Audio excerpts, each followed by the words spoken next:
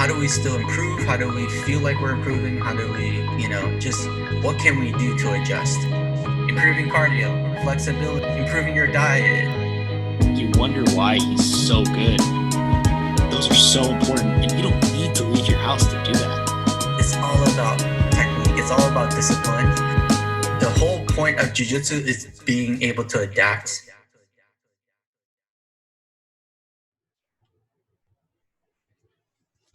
All right, guys, this is another episode of From the Dojo Podcast, and I'm here with Edsel, my coach, and it's a interesting topic today. Edsel actually brought this up, and it might be really relevant for everyone that's currently in shelter in place, or, this question is relevant for a lot of different reasons, injury, whatever, but the real topic is switching schools. I put it up there, switching schools. It's pretty ambiguous for me because switching school means so much. It's like how to switch to a school. Is switching the right move? Should you think about switching schools? How should you approach it? How should you feel about it? How does from a coach's perspective feel about it? How does a student perspective feel about it?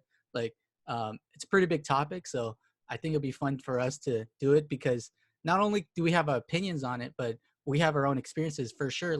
I have a unique experience with the idea of switching schools. And then I'm sure, Edsel, you got some too. So before we crack into it, do you want to say anything about it or explain the topic or how you feel? No, I would say I think we're going to try our best to cover the scenarios and situations that we've experienced ourselves, anecdotal stories that we've heard other people experience. Yeah. But I think before we even started this, we talked really quick about try to remove the assumptions of whatever people have when it comes to this, the viewpoints and the feelings that people have about it, and just kind of try to make it as seamless and painless as possible because the transition can be without really being honest, it's heartbreaking. It can be heartbreaking. Yeah. So before we go into how we approach it or how we would advise other people to approach it, I think it's split. People who know and people who don't know. When you say the word switching schools, there's a half of jiu-jitsu people being they start hearing the word criange, and then they start thinking traitor or loyalty. These various words come into play when you say those words, switching schools. Mm-hmm. And we'll crack into the different types of perspectives there. But then there's the other side, which have no idea. They're I don't like this school, so I'm going to switch. And it's just easy for them because they're brand new to jiu-jitsu, most likely. They've not really trained a ton in jiu-jitsu, or they haven't really made a connection personally with people within their team or with their coach. And they just see it as a business transaction and all that stuff, and they just move on. And the stuff that we're going to talk about today, I know I want to help the people sort of get more clarity on that first side, which is damn, there's a lot of pressure. I feel pressure not to leave, even though I think it's good for me. But then there's the other side where it's it's just a business, bro. There's advice for you guys too, because there's for some, it's going to be really hard to even come to the conclusion of switching a gym, and others is just really simple. But there is a right and wrong way to do it, or roughly right and roughly wrong. And I think that's a little bit of context that can help people understand why this is a topic. First of all, why is this a topic we're talking about? And then the second is people that are on board being so how do I do it? There's another component which is I've come to the conclusion of switching gyms based on a certain set of assumptions. And then I want to make sure that if switching gyms is a big deal, it's a big decision. And there's a lot of relationships that will be cut, new relationships that will be sown. So I just want to make sure that I can help people walk through to make sure that they vet through the various reasons why they decide to move. Mm-hmm. And then we can progress from there. But, I've definitely talked to people who says, this is all similar vein, because then the concept of switching school really means that either the current school is not working out for you, or it's other things in your life that's just saying, okay, maybe I move jobs or whatever. There are these other reasons, right? But the main thing is I've talked to a lot of people that said, oh, I'm going to switch gyms. I have to, this thing's not working out or whatever. and I would just talk to them in a very honest way and ask them to reevaluate the reasons what led them to switching. And I've definitely talked some people into like, hey, you're right. I actually don't want to stay. I love this gym. It's just X, Y, and Z is not working out, but I could fix that actually. It's like, yes, that's right. So I think one of the major things that I've hit on a lot of other podcasts is people make decisions based on assumptions that they didn't vet through. And so hopefully we got to talk about all that kind of stuff. You know what I mean? For sure. Yeah. Yeah. Well, I would say, I think it might be best that we just start talking about, times when we switch schools, because I know you and I both. And then we'll go into the making sure we hit all the topics that don't hit through our personal stories. I think that would be a good way of doing it. So yeah, feel free to kick it off, Dad. Yeah, I'll start off, man. Yeah. So I think one of the last ones I talked about the idea of starting over at One World. And then after the next place that I trained at after leaving One World was actually, I trained at Fairtex in Mountain View. And I was actually working there at the gym at the time. And so to kind of give you an example, I was a white belt. I had trained, I had a relationship with Mike. I went to his black belt ceremony when he got promoted. I cared about the guys that I trained with. But like I said, I fell out of enamored with the idea of dedicating myself to training, even though I enjoyed it. So it wasn't the gym. It wasn't the environment. It was something in my own brain that said, hey, you need to leave. Right. So I just quit. So I just stopped training. And then it was like dibble dabble here, there, like wherever I could, train at, but it wasn't like I trained anywhere until I started working at Fairtex Mountain View. And training there was fairly different. We had no belt system. So it was all no-gi at the time. It was taught by, he's a black belt under Half now. And then Leopoldo, who has his own gym, taught there as well, but it was only no-gi. So because it was no-gi only, it didn't have the same, again, it's that assumption, right? You think, oh, because it's no-gi, then nobody has belt ranks. Then at the time, there wasn't really that, like, you have to have an association. The guys that I was training with were guys that, that were from Brazil. So it just kind of, no one really cared. There wasn't like a weird animosity behind it. There wasn't anybody, questioning my loyalties, why I was training here, why I wasn't training there.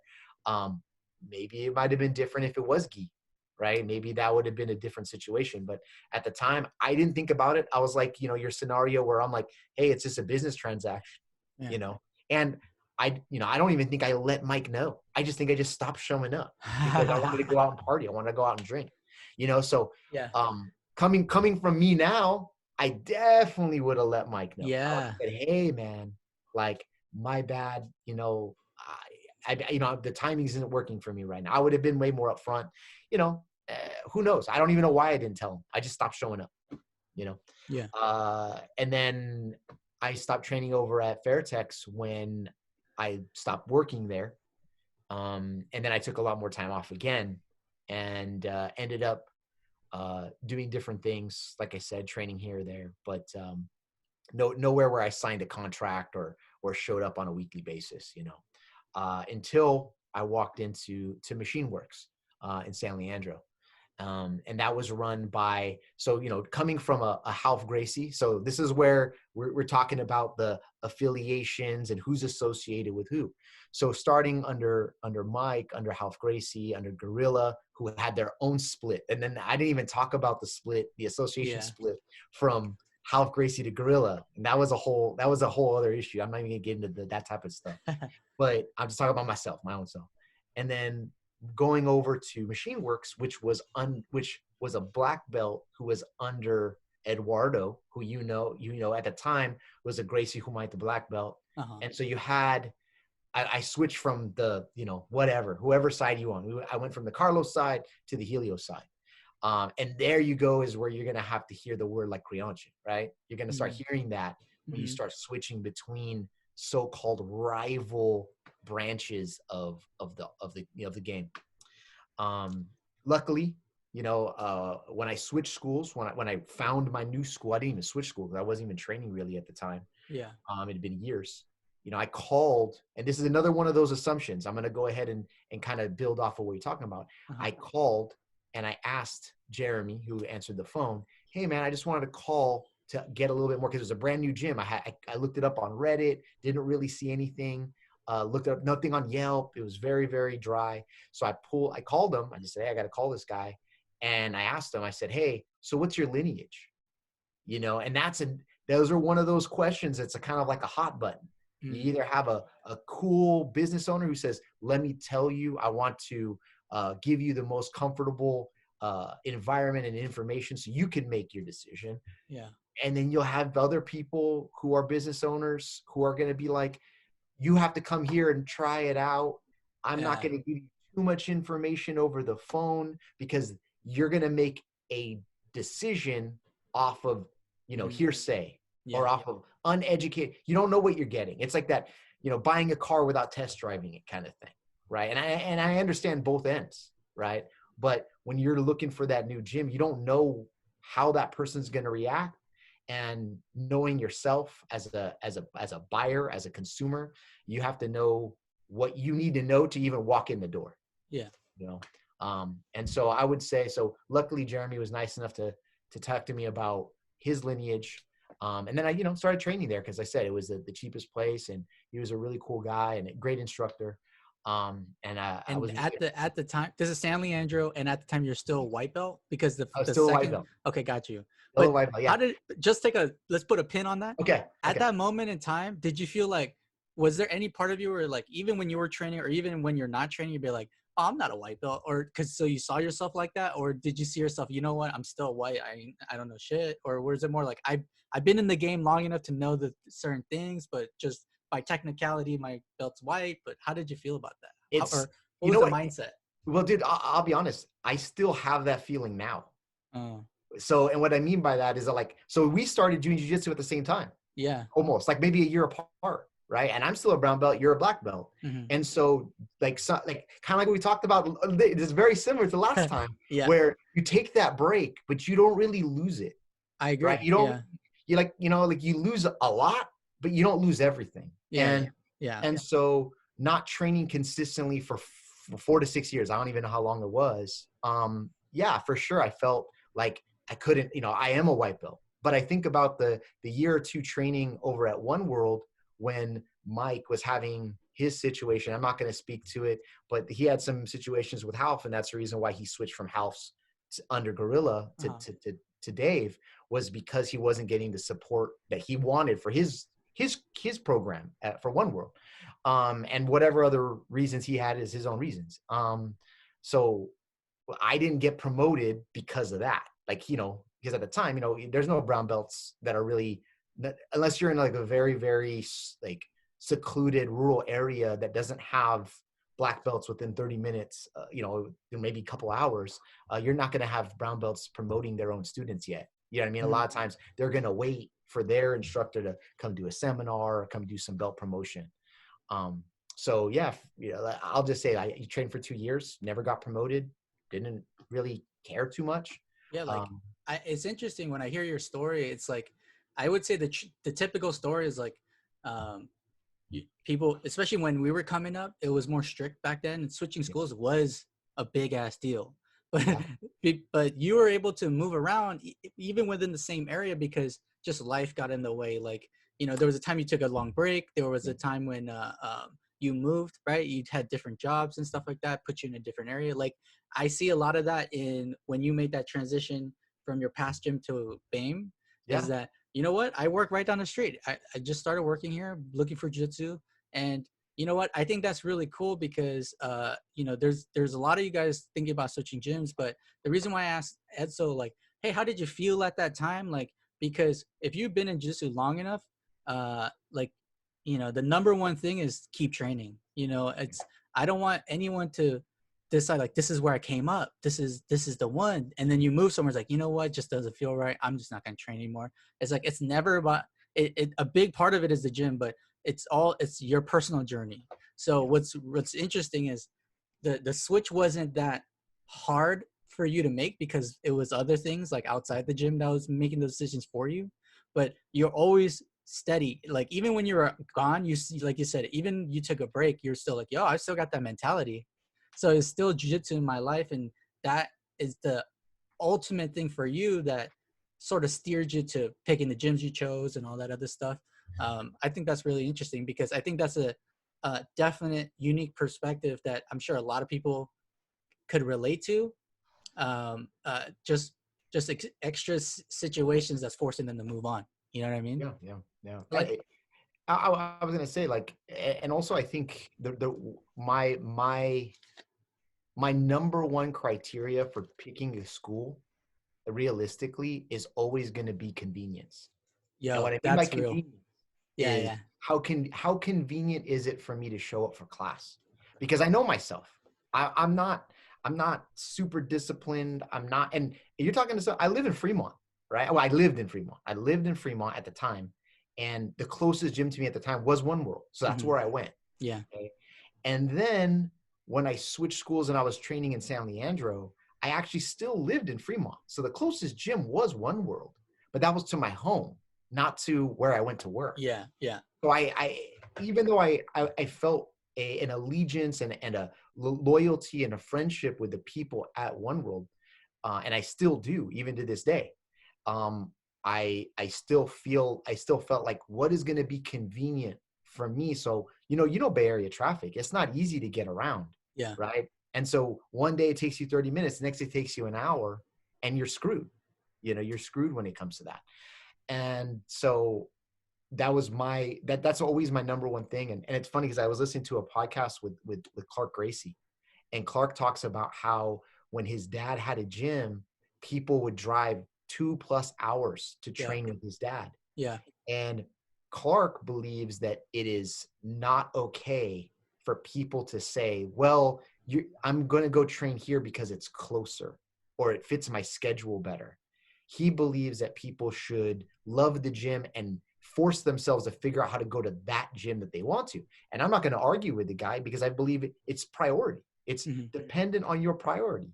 You know, maybe if I wanted to be a world champion and I wanted to, and that was, I know I was of the age that I could try to become a world champion, and I felt like I had the ability to do so, maybe that would sway where I train today or where I trained before, but that was never my priority. That was never my goal.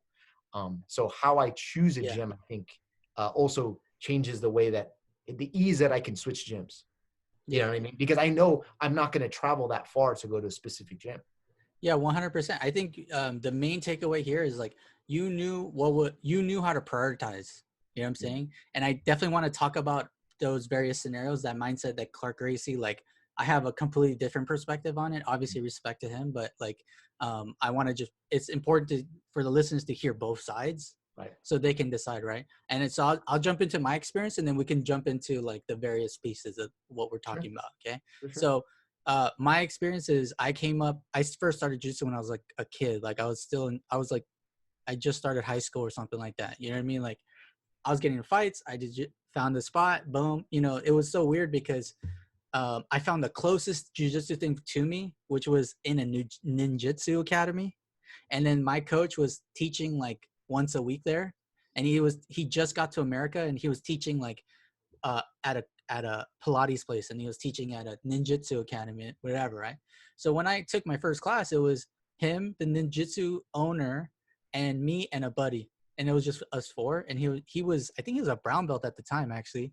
And we started, and then later he told me like, hey, like you're not just doing this for fun, like it looks like you're actually trying to learn to like do jiu-jitsu. So here, I have a bigger class so I was living in Gardena. This place was in like Torrance-ish area. And then he was like, I also teach in Manhattan Beach, or it was Redondo Beach. And he was like, it's a bigger class. There's more people. If you can figure out a way to get there, you're going to have better training. And I was like, all right, for sure. And then we went there.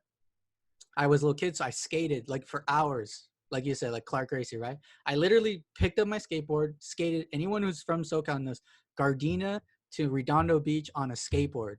You know, at the time, like, I was already expelled from high school. Like I got kicked out from the district, you know, all this other shit, all the problems that I had. And I would just want to be focused. I'm like, I need to get off the streets. So what I did was like, I need to get on the mat. And so I followed in from the Ninjutsu Academy. Then I went to the Manhattan Academy, or the Redondo Beach Academy. And then he opened up his own place in Redondo Beach. And so I followed him. And then eventually he opened another place. Like he moved from one place to the next. and he settled in a city closer to me or whatever, right? But by then, it's a few years later, I can drive. And so I stuck it out with him from white belt to brown belt, all right?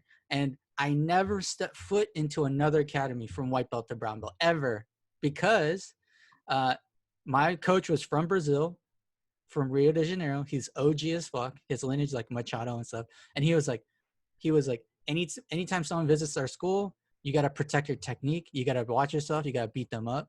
And then if you don't ever step into another academy, because you're just showing off all the technique that we're teaching here, you know? And so it was very hardcore and a very OG. And then he definitely used the word criança a lot. Criança just means trader in Portuguese. And like, it's just OG. Like, think about everything I said. Like, I followed it to the T. Like, I followed him from gym to gym. This is my coach. This guy knows my like history. He knows what I need to work on. He's in my ear, like, give me advice or whatever. He's OG, you know, a lot of pressure and all this other stuff on the training, but also like he expected a certain way, right? And I call it the Brazilian way, just like we talked about in the last one from then and now. He's very much the Brazilian way. And then and I respected that. It was like, yo, I train here. Like he hooked it up because I was a little kid, I couldn't pay for shit. So like I would run the front door, I would clean the mats, clean the bathroom. Anyone comes in, I stop sparring and I go to them and whatever. So it was a pretty good like it was limiting, but at the same time, like he was hooking me up. So I was like, okay, this is loyalty. This is good. And then comes the time when I had to go to college. I got accepted to Berkeley and I was like, yo, I got to go. And then he was just all about, okay, when you go, don't even train. Like, just do your school, knock that shit out. When you move back, let's get it cracking, you know? And I was just like, what the? And that's when I was like, yo, when I stopped being like conflict of interest, like I was like helping him, he was helping me. And I was like, this is the time. We built a relationship. I'm leaving and he's telling me stop doing what I love to do.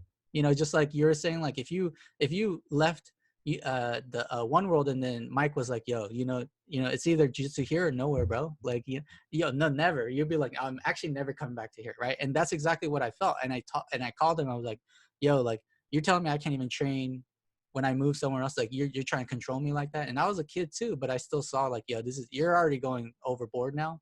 Right. And so I completely empathize. Oh my God, empathize with the homies, with everyone. Which one you trying to do? Yeah, I don't know. I have a lot of empathy for the homies that are going through right now, where they feel like their school is very restrictive and they're OG and they're hard nosed and stubborn, and there's a lot of rules and expectations, and you're sitting there thinking like, fuck, shit. So that's an immovable object. So if I want to do something, it's up to me, and I gotta like either quit jiu-jitsu and fuck jiu-jitsu. But the reality is, we always have the power, the person training, because it's your journey, right? So it actually took me a little while to figure that out, because since day one, I was his little puppet. You know, we would do tournaments and like he would sign me up for super fights I didn't know about. You know what I mean? He would just pick me up and like, yo, we're going to OC and we're gonna go to the kickboxing thing and we have an exhibition fight for you. And it was all this shit. I think he was trying to get me to like compete. Well, I did compete for him, but he wanted me to like be a really heavy hitter. Right. And I was like, dude, I don't want none of this shit. Like, I'm just trying to make money. You know what I mean? Yeah. But what's interesting is that constriction. I was smart enough to be like, yo, this is some bullshit. This is like some cult shit. And I realized he was, these coaches that are very strict is because they have a lot of self-esteem and self-confidence issues. You know, if a dude is super confident in what he's teaching as like a secret weapon, like my coach was trying to say to me, he would be like, dude, this is what I want you to do. I want you to go to every gym out there. And then when you realize they suck, you come back to me, you know? That's like the ultimate power move, confidence, right? But he was like, don't even step foot in any other school, bro, because, you know, they're going to steal your shit. And I was like, what? That's real? And then you just get indoctrinated, right? You never even test. Right. But when I went to Berkeley, that's when I started the Cal Jiu-Jitsu program there. That's when I started training Half Gracie with Eduardo Fraga. And then I studied abroad in Brazil, and that's when I trained De La Riva, Andre Pederneiras, all the checkmat guys, Felipe Costa, you know, all these guys. And I was just like, it went from nothing, like constricted to being completely free. because the number one concern, I was like, yeah, I don't want to be a Korean artist. That just sounds bad. Yeah. But I realized like I was a brown belt at the time when I was in Brazil and I was training everywhere. And it was just like, you know what, the difference between American Jiu-Jitsu and Brazilian Jiu-Jitsu, even though the coaches are both Brazilian in the US and in Brazil at the time, in Brazil, it's been around for so much longer than it has in the US. And there's way more, it's like diluted. There's way more people teaching and running Jiu-Jitsu academies, right? Whereas in America, you said lineage before, you can actually pinpoint areas of influence. Like, you know, Half had, and Cesar Gracie had the Bay Area. And then like Hoyer and Gracie and the Machados had like SoCal area. You know what I'm saying? Cesar Gracie, Clark Gracie's dad and all these other guys, Hiberos and stuff, owned San Diego. You know what I'm saying? So there was these spheres of influence, but at which they were allowed to get away with being super strict. But the reality is in Brazil is so diluted, and I don't mean diluted in a bad way. I mean like there's way more people doing it, been around longer. That it's so much more chill, dude. You go in and it's just like, oh, okay, cool. That's what's up. Here, you're just another body of a sea of bodies in this gym. You know, when I went to Nova Nyao, and it's just bodies everywhere, bro. They don't even, you know, it was like they didn't track anyone, you know?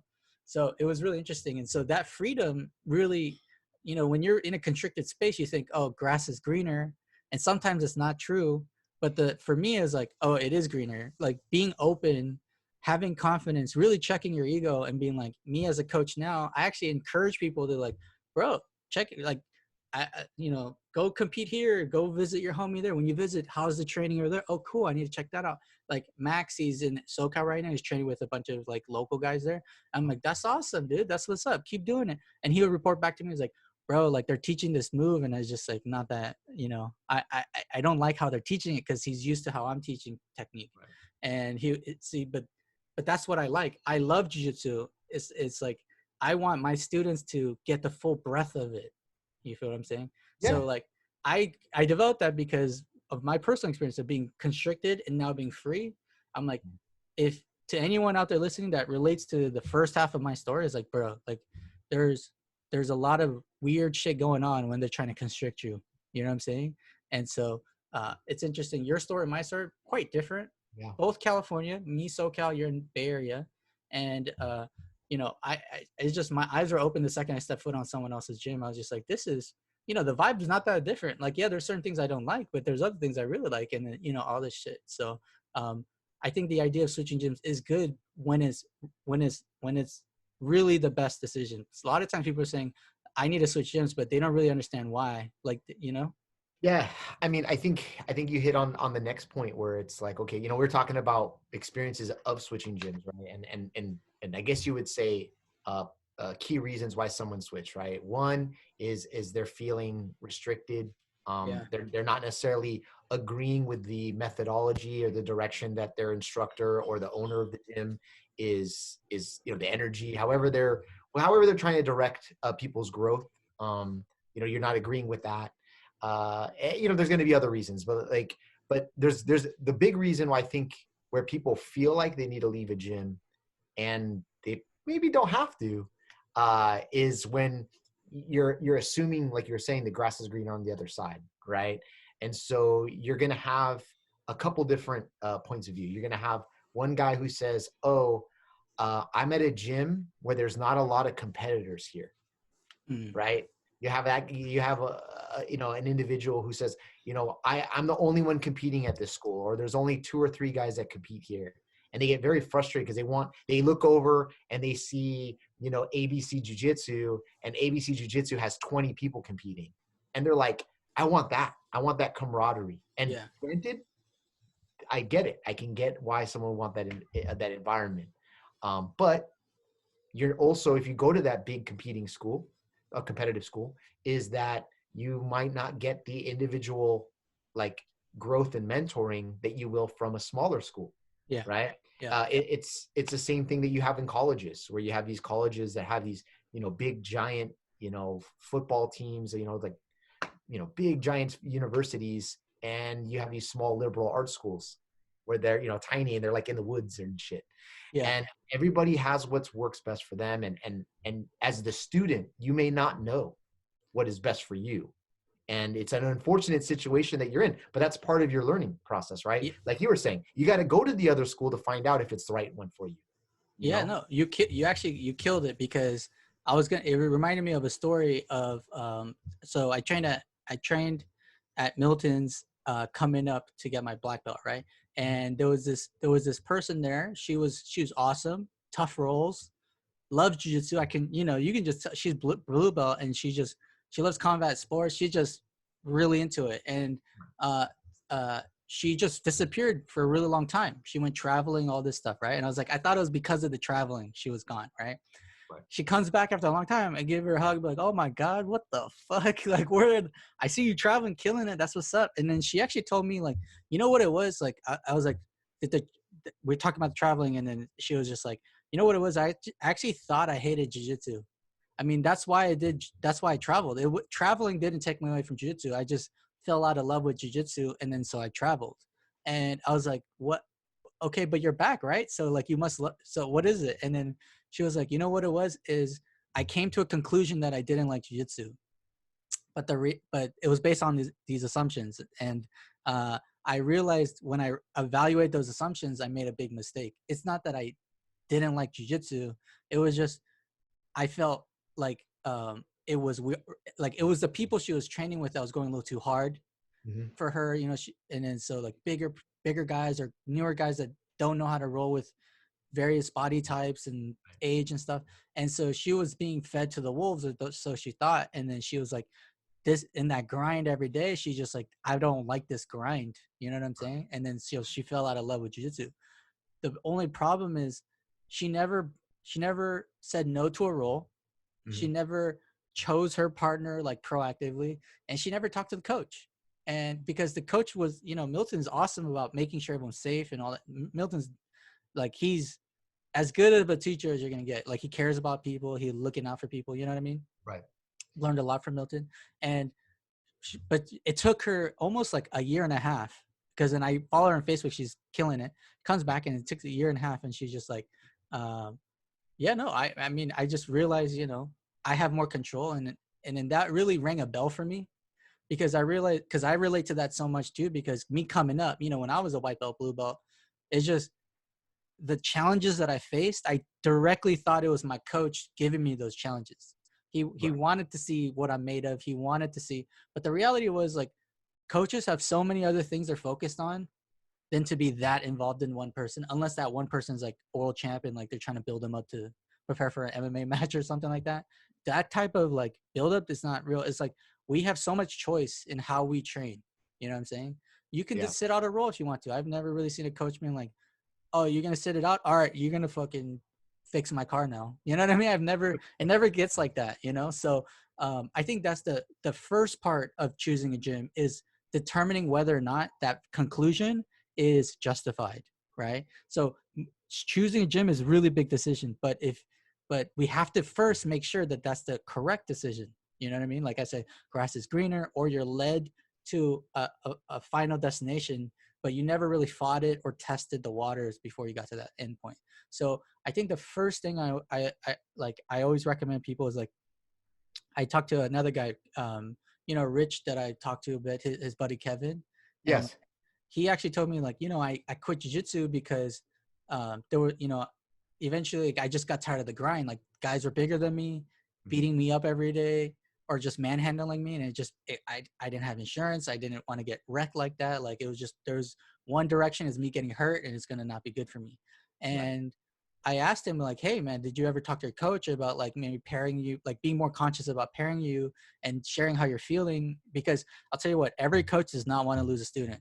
If it's as simple as, like, making sure that you're, like, I'm looking out for you and all that, I'll do it 100%. This is why when I go to Edsel, you see me, like, when I'm running a class and someone's new or whatever, I'm always making sure I pick the right guys. And if the guys end up going a little too hard, I'll be like, yo, chill. You know, don't kill each other. I say that all the time, because I'm a big believer in train to train another day. And so I want everyone to really think about it. If you've decided to move, first thing you need to do is make sure that is the correct decision. You know, if you're telling me right now that I got to move, you know, I love this school, but the way things are headed in XYZ, I don't know, I can't sustain it, so I need to go to this other, like, I just need to go somewhere else. Right. Ask yourself, did you ask your coach? Did you ask your peers? Is this something that you can do something about? Is like, well, I could do something about it, but I don't want to be seen as that guy that like complains and like, your coach will love you more if you're actually in class versus, complainer or not, like he'd rather see you there versus somewhere else. Like, to be fair, like as much as there's a business transaction component, coach really does care, and he does have history with you. And like, he is the one that taught you that arm bar that you're hitting all the time in tournaments. He is the one, like he has a vested interest in you, whether it seems like it or not. It's a reality, So do yourself a favor and like make sure your decision is the right one. You know what I'm saying? If it's as simple as changing up who you're training with, or it's as simple as making sure certain key people are away from you, so be it. Like in any environment that we're in, school, middle school, high school, jobs, college, if there's one person that has an issue with you or you have an issue with them, you're not going to just sit next to them. You know what I mean? Like, so in jiu-jitsu, why is it any different? Like, I get the authority figure of a coach, but you have a say. The people listening, as students, you guys have a say in your experience. There's no doubt about it. If you think your coach is going to say no, how about you ask him and make sure he says no, because he might have said yes. You know what I'm saying? So that's the first step that I recommend. What do you think? Yeah. No, I think you're saying something that stems, regardless, it's the idea of taking control of your own journey, your own progress, your own environment. And the question is like, why do people believe that they can't question? Why do people believe that they cannot, again, it becomes this thing where it's that assumption that you cannot question the authority within jiu-jitsu. I get it. Though. I've been, you and I have both been at gyms where you're not supposed to. You're not supposed to question that. But the question is why? Yeah. Why is it assumed that questioning one part, and I'm going to go off on a tangent because I believe it's very relevant right now. But currently right now we're in a situation where you have specifically guys that are the cream of the crop of jiu-jitsu, the best jiu-jitsu guys in the world, the most influential jiu-jitsu guys in the world. And they have platforms that they're speaking on. And whether or not I agree with them or not, they have a community or a following of people that they are influencing, specifically, let's say with COVID-19 right now. Yeah. And they believe that since they're an authority in jiu-jitsu and they have an audience, that they now have the responsibility and or even the education or knowledge to be able to recommend or consult people in an area that they're not experts in, right? It's hard to, and so you have this weird issue where you have this we'll just call them an entity that has influence and power and knowledge in a certain area, and they have a soapbox that they could stand on, and then they're not used to being questioned. They're not used to being challenged. And when they are, their normal way, like if I challenge you in jiu-jitsu, you fight me. Like that's what we do. Like I go, hey, Denney, I want to do this move. And for me to prove to you that it works, I got to do it on you. And you have to then challenge it by not letting me do it or do it differently and say, no, your way doesn't work. This way works better, right? It's almost built into our DNA to fight each other. If I have an idea, I fight you with it, you fight me back, right? But we've learned how to do it in a controlled manner. I believe currently right now we're in a space where, that one, martial arts it's martial, right? So it has a level of hierarchy when it comes to like belt rank or sensei or master and all these things. So it's always this idea where like, do I have the right to question the person above me? And then you also have this thing where if I do question, it's always a fight. Yeah. Right. It's always so true. Yeah. And so I think it's a little bit of the nostalgia and mystique of martial, right? Of having a martial hierarchy.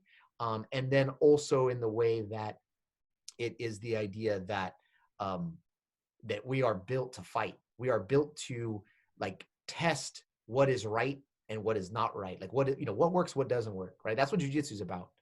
And a lot of fighting, that's what it is, right? It's, I can beat you, if we're doing Taekwondo, I can beat you on points. If we're doing judo, I can get you to the ground. You can't get me to the ground. If we're doing sumo, same thing, right?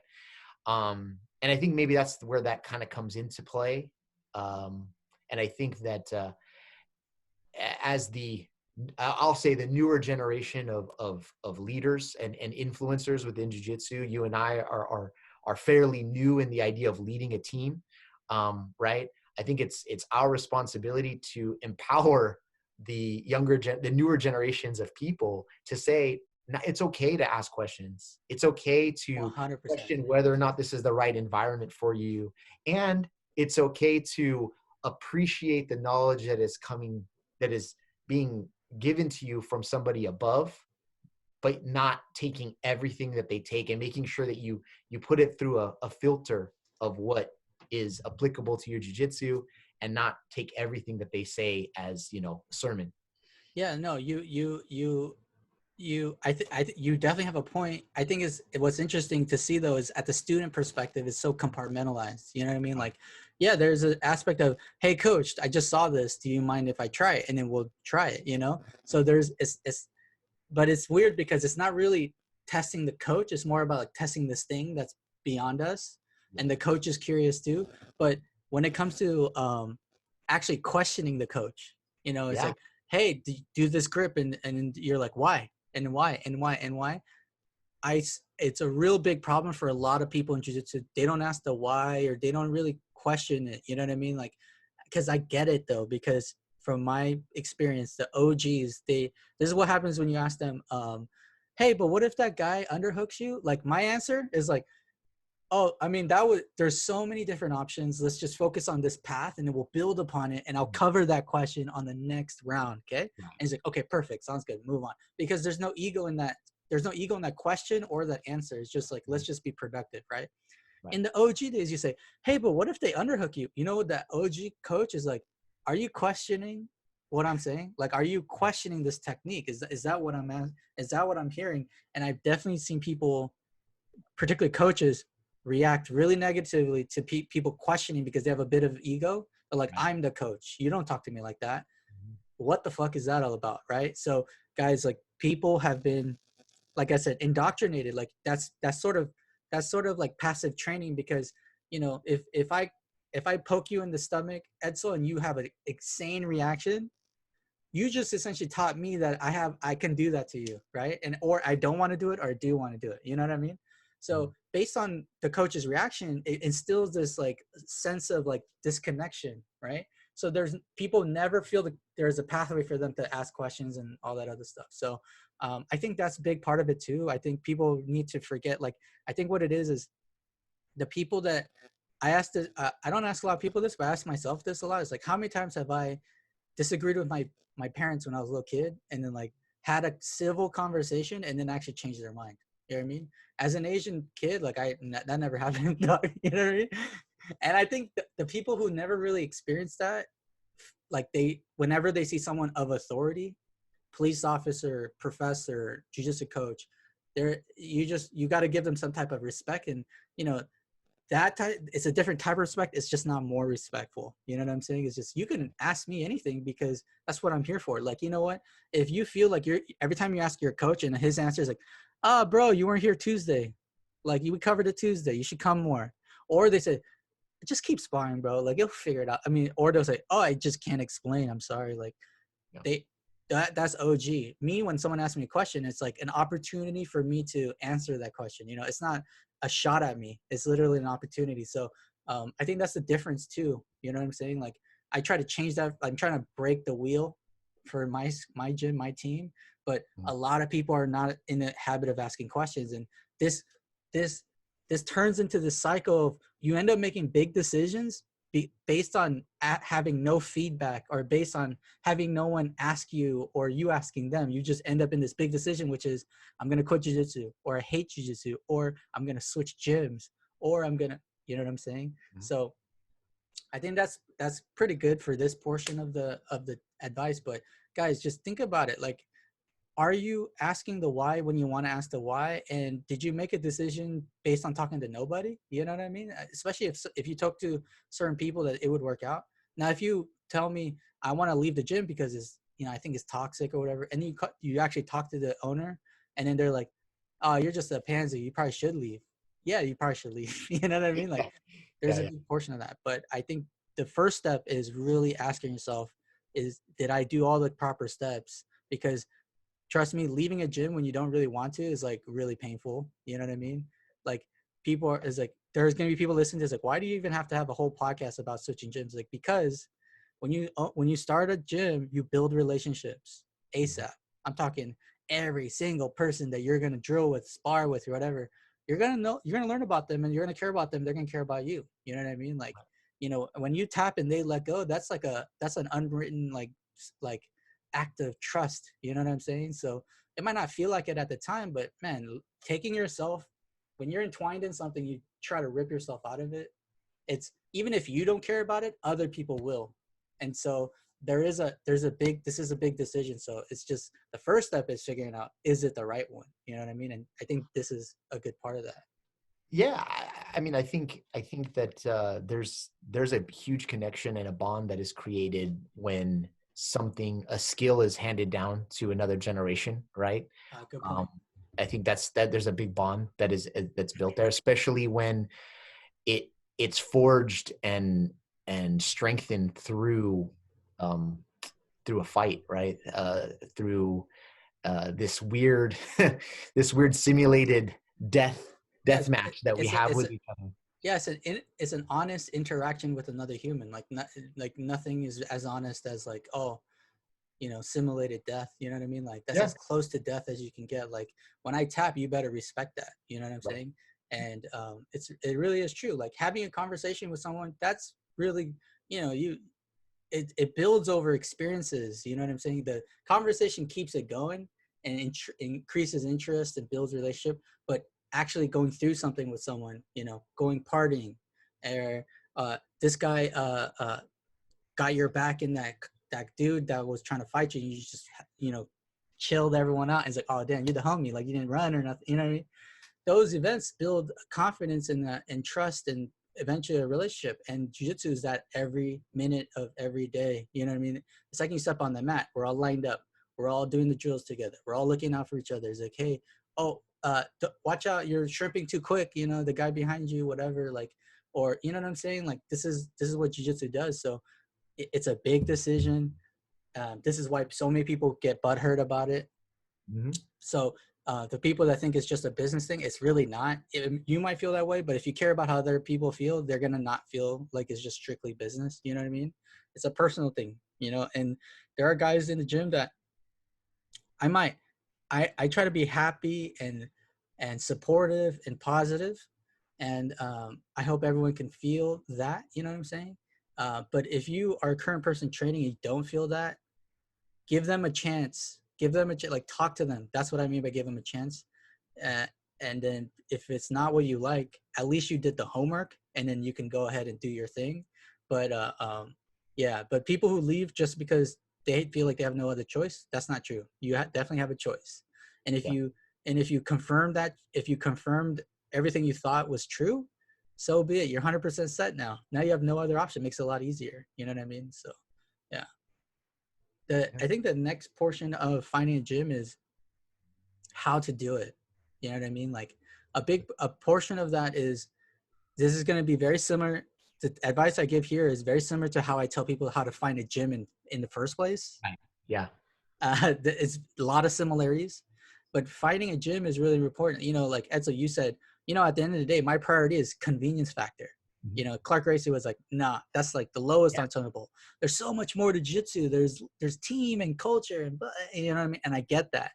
And the reality is they're both right. It's just different opinions, because for me, this is what I tell. So let me give you an example. I had a guy, he DM'd me, and he was like, so the school I'm in, I hate this fucking school. Like the coach is a dick to me.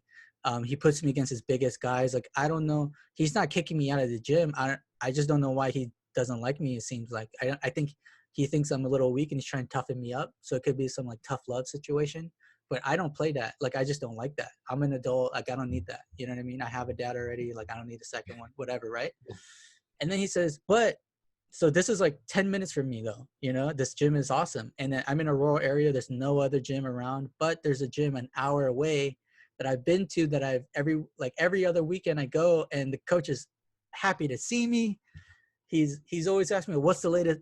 Like, oh, they call me YouTube because, you know, I always got the newest shit. And, you know, my coach hates it, but this new guy, he loves it. And like, you know, he's welcoming. The people are so nice. Like, and he says, like, how do I approach this? Like, I want to change schools, but I don't know if I can. Like, do I make that hour-long drive and back every day? Do I do all that? And then, like you said, it's all about priorities, bro. And then one of the things I told him was, what is your ultimate goal in jiu-jitsu? He's like, get better in jiu-jitsu and have a good time doing it. You know what I mean? And I said, how fun does 2 hours out of your day driving sound? Does that sound like a lot of fun? He's like, no, but the gym itself is fun. It's like, I know, that's what makes it tough. But here's what I say. And this goes to anyone in the Bay Area or any metropolitan area, they see, oh my God, there's that famous school right there on the map. Bro, start your job, and you're about to move there, whatever. Start your job and try to get there at 5. Like, you'll make it to the 9 p.m. class. You know what I mean? And so I appreciate Edsel's perspective on the convenience, because this is what I said to my guy. I was like, hey, what sounds better, training 5 times a week or once a week? Like, just, you know, what's more fun? You know, it's like, well, no brainer. I'd rather train more than less. It's like, okay, but the school is just really fucked up. I was like, hey, but what have you done to change that?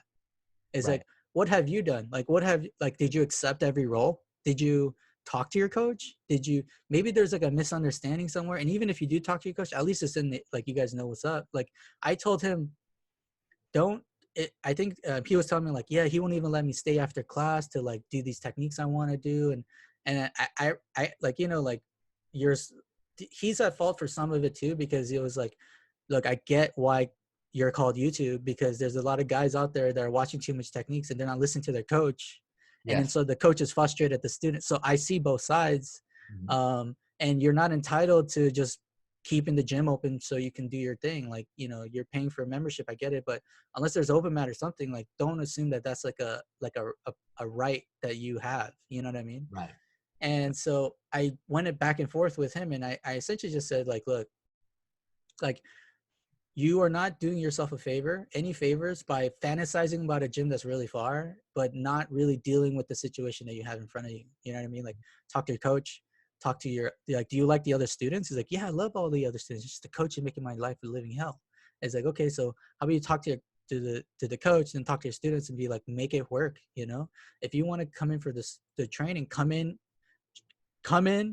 change real quick, drills, warm up, technique, spar, get the fuck out of there, and then buy a couple mats and invite your homies and have an open mat day at your garage. Like, keep it low key. Like, there are always options. But I think what he did was he displayed 2 options for me, A or B. It was black and white.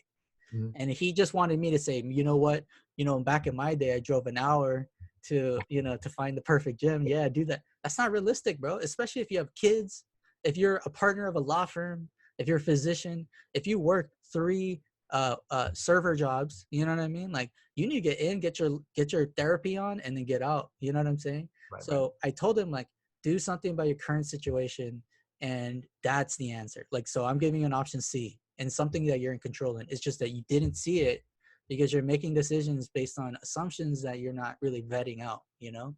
And so it goes back to the first part, which is making sure your decision is the correct one. And then number 2, it's like, it's just, when you're picking a school, you know, convenience is a factor. Like you said, Bay Area is just, yeah, there's a couple of gyms that it's so funny when I graduated college, I got my job. So I know where I'm going to live and I know where I'm going to work. And I was a brown belt, and I told myself, like, dude, the next step is black. So I better really be careful about who I choose, because I'm going to be connected with it for the rest of my life. Right. Mm-hmm. And so everywhere in the Bay, you name it, I check it out. I don't care if it was 2 hours of commute time after work. Like, that, you know, just is my passion, you know? Right. And I did it, and I was like, okay, I went all the heavy hitters, and I was just like, I got lucky. Milton was the guy I wanted to train with anyway. Mm-hmm. but I checked out every gym in the Bay Area, pretty much like the big names. And then it was just like, this is not feasible. I can't keep this up. There's no way. Like if I'm in a meeting that runs late by 30 minutes, I'm not going to make it to any class at this gym, or, you know what I'm saying? Like little things like that. It takes one accident on the 101 and I'm done with this place. You know what I mean? Like there's no way I'm going to get my training in. And for what? Whereas Milton was like 30 minutes away from me in the deepest traffic. It was 30 minutes. I got a motorcycle. It went down to 10. It was chill. and then I was like, this is the one. And I got consistent, awesome training.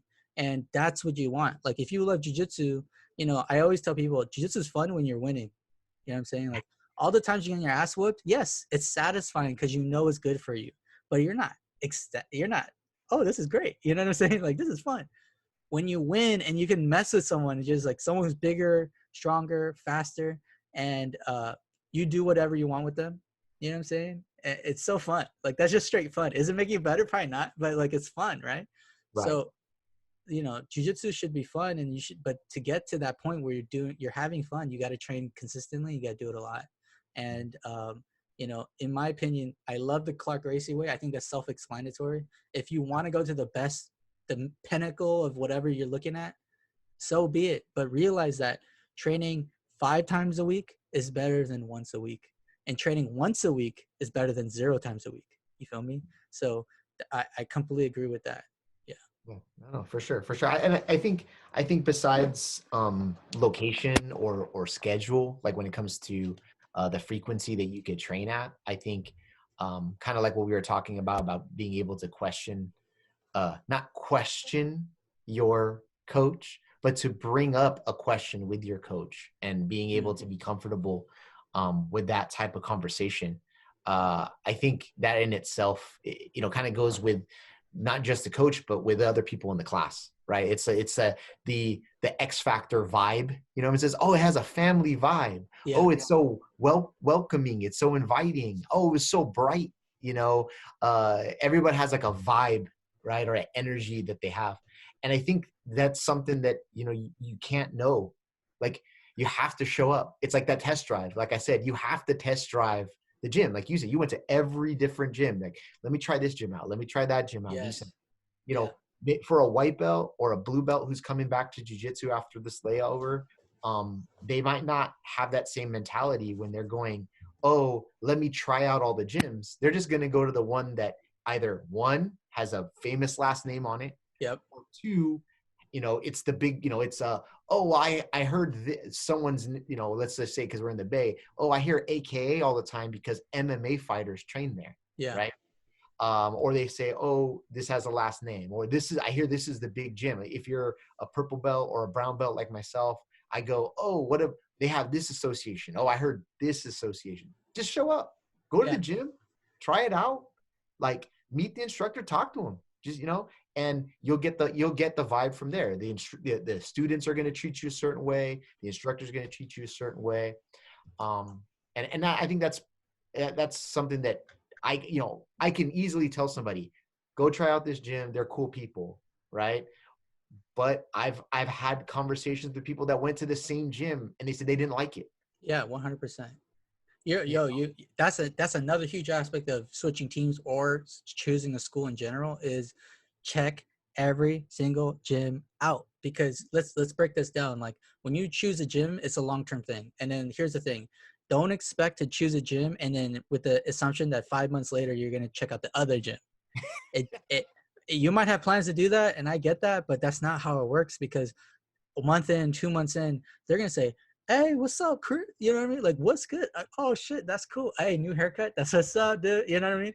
It's, you know, it's more than competition, more than sport. It's more than the technique. It's like you said, the culture of the gym is super important. Family vibe, competitor vibe, whatever you're looking for, right? And you literally cannot, you can't make a judgment on it without you taking a taste. You know what I'm saying? Like people, like this is how most people. So this is not even newbies doing it. This is people that've been doing jiu-jitsu for a while will do this.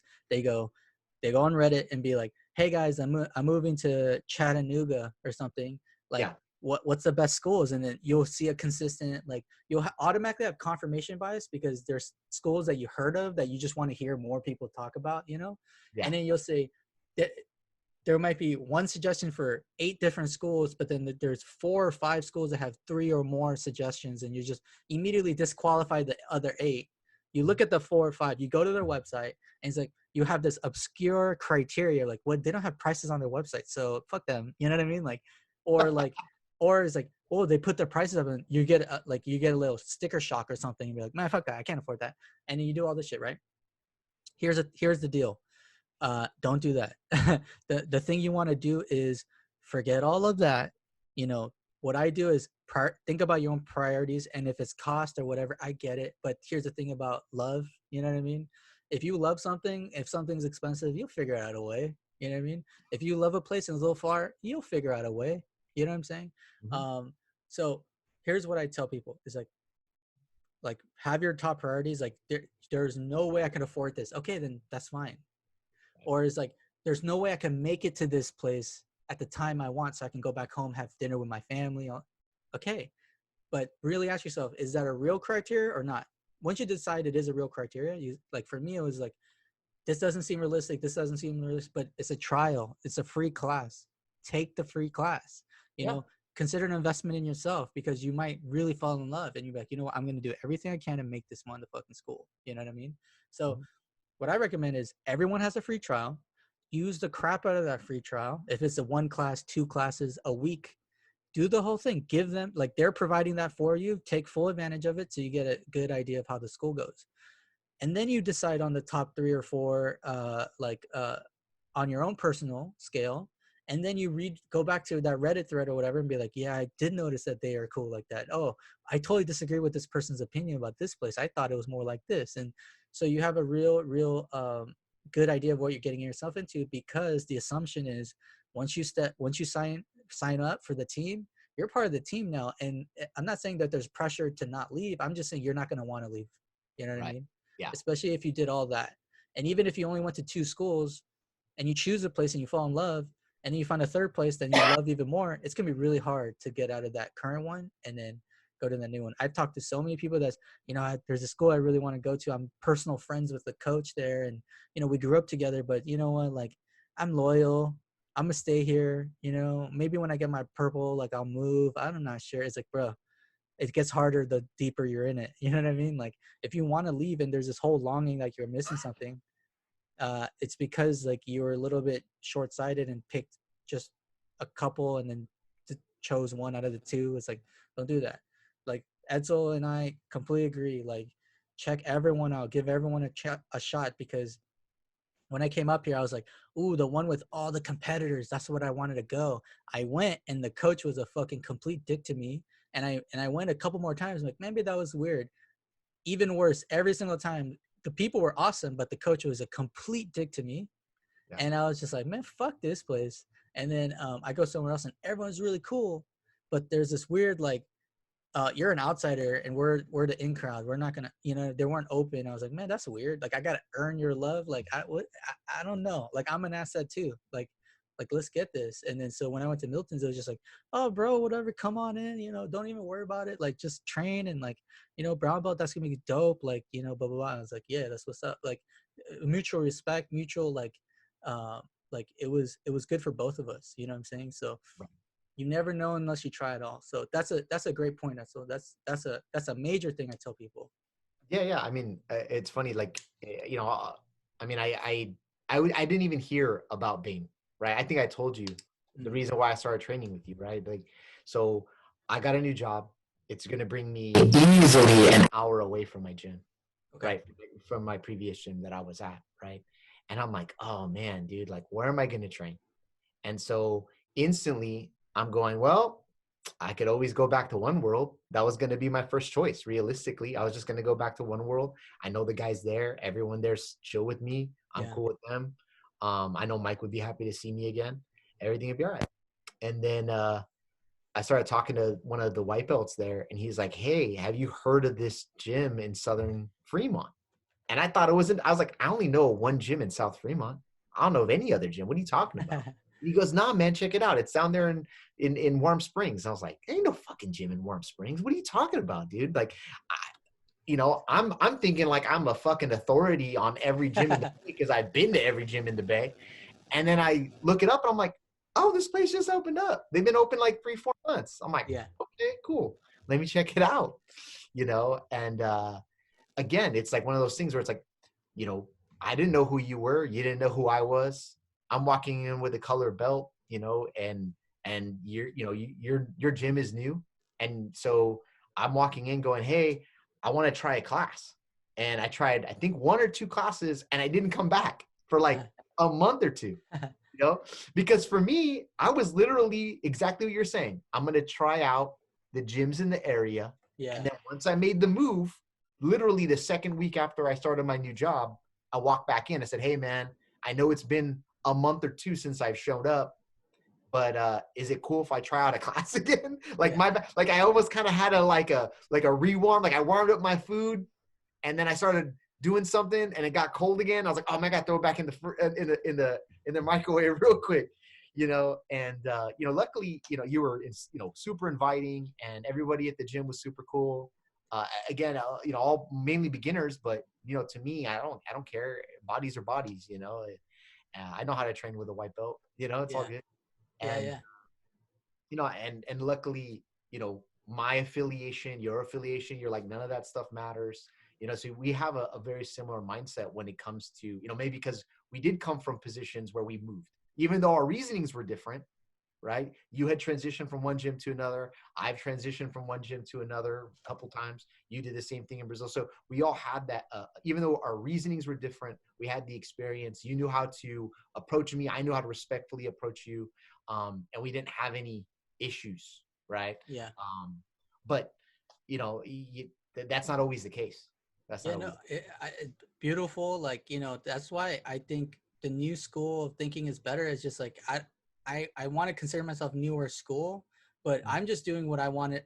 I'm just treating people the way I wanted to be treated. You know what I'm saying? It's not like I'm a brown belt, respect me. It was just like, here's a person that for sure has a lot of experience in jiu-jitsu, whether they're top notch or just a hobbyist or whatever. Like, it really doesn't matter. They have years under their belt for sure. And like that understanding of the culture of jiu-jitsu and expectation is like, it's an asset to the mat, right? So like, I learned that a lot, dude. There was this, I went up to Berkeley to train, and I've lived here, worked here.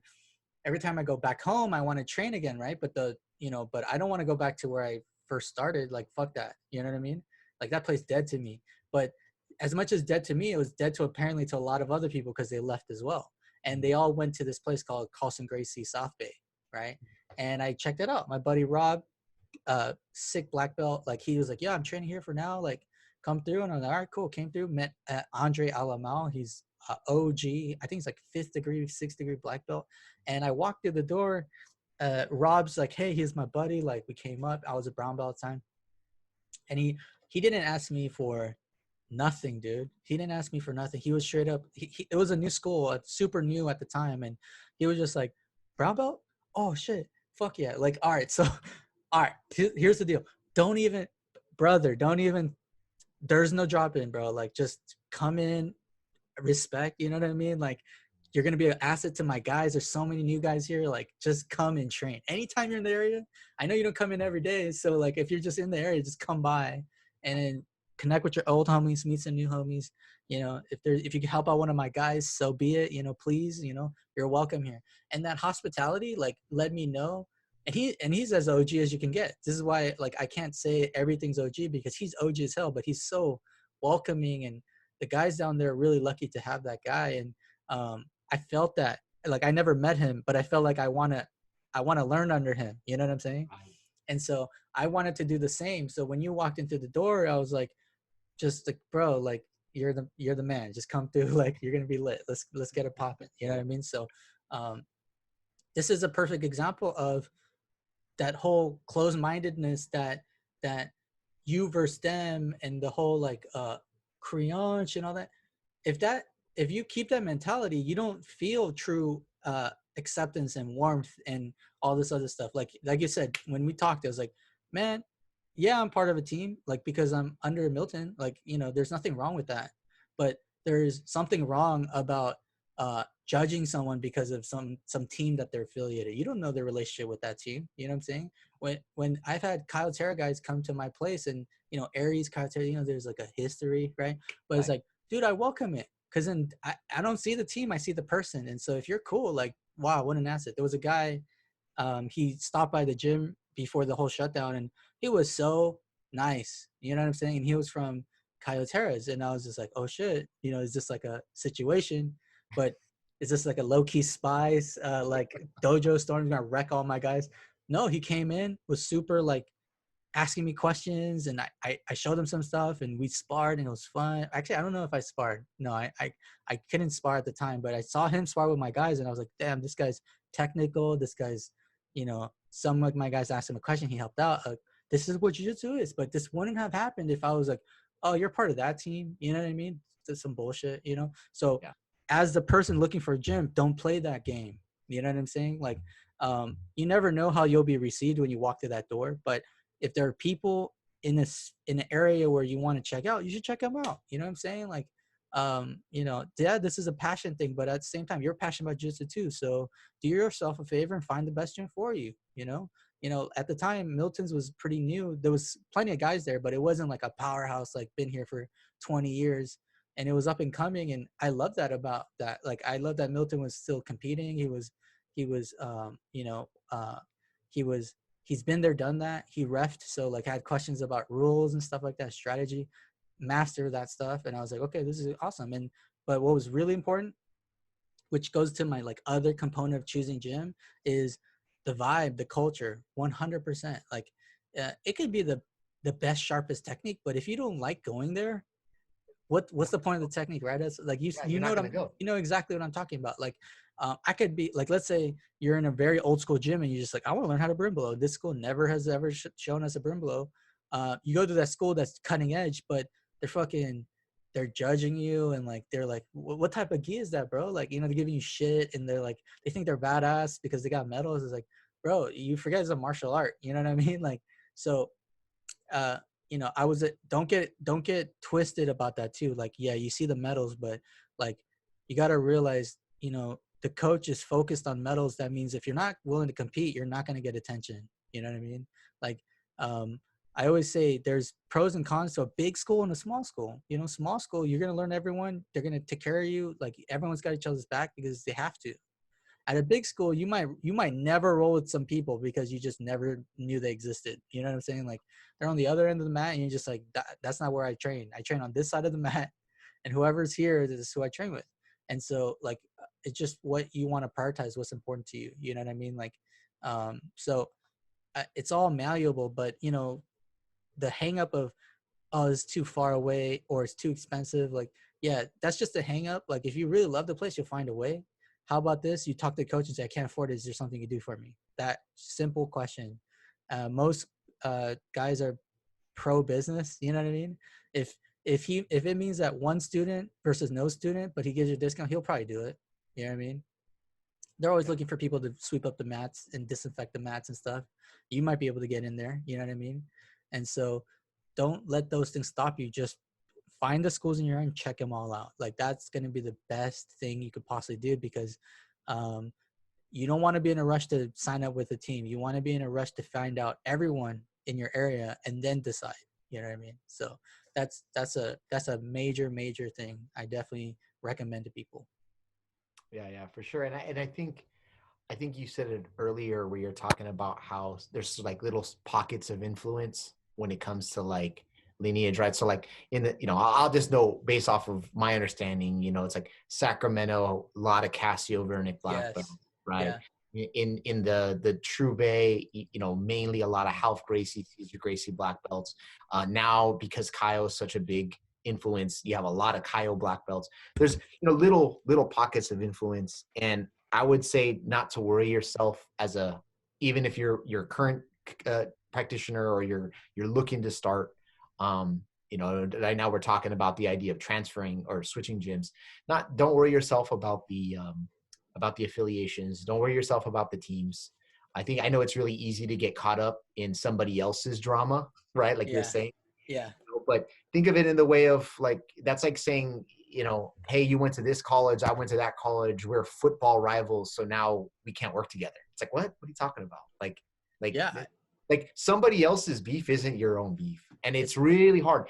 It's phenomenal about jiu-jitsu where, we could still pinpoint, we could follow a dotted line to what we consider the source and the lineage of our jiu-jitsu. It's amazing that you and I can literally say, hey, we're going to go to Marcelo's gym. A lot of people consider Marcelo Garcia the greatest of all time, who's like, the Michael Jordan of jiu-jitsu. We can say, hey, we're going to go train with Marcelo, or we're going to go train with Gordon Ryan right now, right? Gordon Ryan's a big hot name. Hey, we're going to go train with these guys. I can't go and play basketball with Michael Jordan. I can't go and play basketball with Shaquille O'Neal. I can't do that, right? Yeah. I can't play catch with Tom Brady, right? We're not doing that shit, okay? But in jiu-jitsu, we can, oddly enough. But because we're so close to these greats, the greatness, we also kind of get pulled into their drama and their and their ideologies and their breakups, their makeups, and we kind of get tossed into that because we're not that far away. And so, dude, you actually reminded me of something you said earlier as well, which is like, you might, like, I always say, talk to your coach, talk to someone that can help you through this decision. But, certain people are in certain positions, like, let's name any famous jiu-jitsu guy, and he'll be very opinionated, and he's talking, he doesn't know you, doesn't know your situation, doesn't know your school, and say, oh, that's bullshit, that's fake jiu-jitsu, or what, like, like, what do you mean testing for belts? Like, they have very opinionated about stuff. But the reality is, similar to why people are scared to ask questions to someone who they see as authority figure, like, or they're not even scared, they didn't even think to question, like, they're like, oh, it's just the thing, you don't do that. As much as that is the case, is also realize, like, stop giving people their opinions value when they're really good at something. You know what I mean? You would like to think, and it's typically true, if you're really smart in one area, they're probably very, like, they apply that same approach to everything else, right? Right. But when you're talking about combat sport, and then you're talking about some guys see martial arts as a sport and not a martial art, it's just a means to an end. It's like, you don't want to listen to those guys. You know what I mean? Like, yes, if they talk about technique, open your motherfucking ears, you know what I'm saying? But don't ask them about relationship advice. Don't ask them about 401ks. Don't ask them, you know what I mean? Like, we all know that, right? But it's like, some people get lost in it, and then fast forward to what you just said, which is, oh, I'm team Gordon, I'm team Keenan, or bros. Like, they're really good at one thing, but, like, doesn't mean, like, when it talks about serology studies of antibodies, and they don't know shit, you know what I mean? Like, I don't know what to tell you, like, I don't know shit either. Like, I do my most research, and I will say certain things in front of certain people I feel comfortable with, but, like, reality is, there's a lot of motherfuckers that's giving away advice, us included, but you have to make the decision, like, the way we're giving out information, the way they're giving out information, like, what is their incentive, what is our incentive? Like, I want people to listen in, and eventually maybe they'll hear about my gym and then come through. Like, we're not making money doing this podcast, but I definitely want to help people. You know what I'm saying?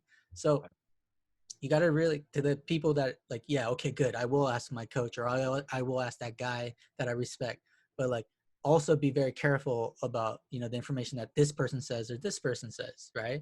So it makes it a little bit more challenging, but, like, you have to do it, though, because you can't just assume a lot of things and then make a decision off of that. You know what I mean? That's just not the correct way. Yeah. I mean, I like always say, somebody, let's say, hey, I go to a deli, guy makes the bombest sandwiches in the world. Yeah. I'm not going to ask him about financial advice. Yeah. Just because he's a master sandwich builder doesn't make him a master, finance genius, right? Yeah. And it's the same thing. Just because you're an amazing jiu-jitsu practitioner or coach does not necessarily mean that you are, a love guru or a science master or a mathematician, or even, unfortunately, this is the true point, right? Is you're also not an amazing business guy either. Yeah. Right? I mean, you're 100% right. It's like, although I think it's fair to assume if someone's really good at something that they approached other things similar, assuming that they're a rational person. But in a lot of times, like, in places where there's a lot of clout and like a lot of public, like, attention, probably not. I don't know. I don't really know people that are like that. You know what I mean? If you make money making a big ruckus on IG, like you probably are not, you're very opinionated and all that other stuff. It's like, when does information stop and like bravado like takes over? You know what I'm saying? So careful about that. But yeah, you're right. It's just, it just makes it harder when this guy is a major competitor and you're asking him about jiu-jitsu. It's like, oh, well, isn't that same vein? It's like, no, not really. It's like, it's not, it's harder to say that. So find someone you respect and ask them. Like, it doesn't have to be a world famous guy. It's like, it can be that blue belt that you train with all the time, and just ask him like, hey, what's your opinion about this? And then you should respect that person that knows you better, their opinion, than someone who don't even know what you look like. You know what I'm saying? Like they can't even read your face and like try to walk you through things. Like that's just not the case. So yeah, that's a pitfall of asking, but definitely ask though. But be your own judge of character, and like give people's thoughts value based on like what you think of it. You know what I'm saying? Like, understand where they're coming from, understand if they have incentive to say one thing or the other, and then just decide. So yeah, absolutely. I think and then I think the final step is how do you do it? Like, how do you choose a school? Let's say you did everything right, you found the school, and now you're like, if you moved to, okay, yeah, that's a good example. Like your current school, you know what school you want to get to. How do you make that transition happen? How do you make that process happen? Like, some things you can get out of the way. If you haven't been training for a really, really long time and you don't really have a connection to that old school, you're free. Right. Yeah. Do your thing. Start tomorrow, right? It's the only time it gets complicated is even if you're not training, but let's say you took a year off, but you white to brown somewhere, when you come back, you should be going back to that school. So, figure out where your jiu-jitsu is sitting, like which academy, because I'll tell you what, when a student comes to me that's belted already, the first thing I say is like, are you still training there? And if they're not, because the first thing I say, okay, who's going to promote this guy if he gets better, right? That's the ultimate question that a coach would think about when he thinks, is he my student or their student? Is he training here or is he part of the team? There's a difference, right? Mm-hmm. So this is why there's a correct way to do all this, is because it's not just making people feel better. Like, that's a part of it. You care about other people, they care about you, but it's also setting up the stage so everyone's in the clear. It might be awkward, but it's not. This has to be done, or else you might not get the recognition that you deserve, or you might not be treated the way you deserve, or you might not be paired up the way you want to be paired up. Like, this initial conversation, it's going to be very important. So like, if I've been training somewhere, currently training, or took a break for even a year, but I've been with this school for a real long time, I'm on a first name basis with this dude. You know what I mean? So if I have to move, one of the things that you could ask your coach is, hey, I'm going to Chicago, and do you know anybody in Chicago that I should check out? And even if you don't listen to what they say, do it as more of like a respect thing, because what you're doing is you're pulling them into your decision-making process. It isn't, I moved to Chicago, here's the gym, okay, I got to go, bye. That's better than nothing. It's better than ghosting, but you should get them on board, because the reality is, if let's say you're moving, but you're on the cusp of a black belt, or you're on the cusp of a brown belt, these serious belts, there's no doubt that new coach is going to physically call the old coach and be like, hey, I got your guy. What are you thinking? Because I'm seeing what he's doing. He's killing it, Or like, she's amazing. I don't know what the hell, why she's not. Can you explain to me why? And then he'd be like, well, she's working on something right now. And, I don't know if she's going to still do it when she's over there, but I just want to let you know, like, she's heavy into competing and she wants the Chicago Open title. So, like, I just focused on her stuff like that. It's like, oh, that makes a lot of sense. Okay, got it. This does happen in the background. Is it common? I don't know. It definitely happens, but I don't know the rate at which it happens, but it definitely happens.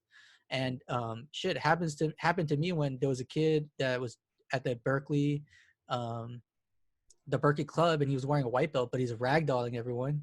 And I was like, and then I asked him, and he was like, yeah, I'm a white belt. And then I asked him where he trained at. I called him up, and they're like, he's been a blue belt here for 2 years. You telling me he's a white belt? He's like, yeah. It's like, I just saw him during the summer. He was here with his blue belt on. I was like, well, I'm seeing him right now. He's got a white belt on.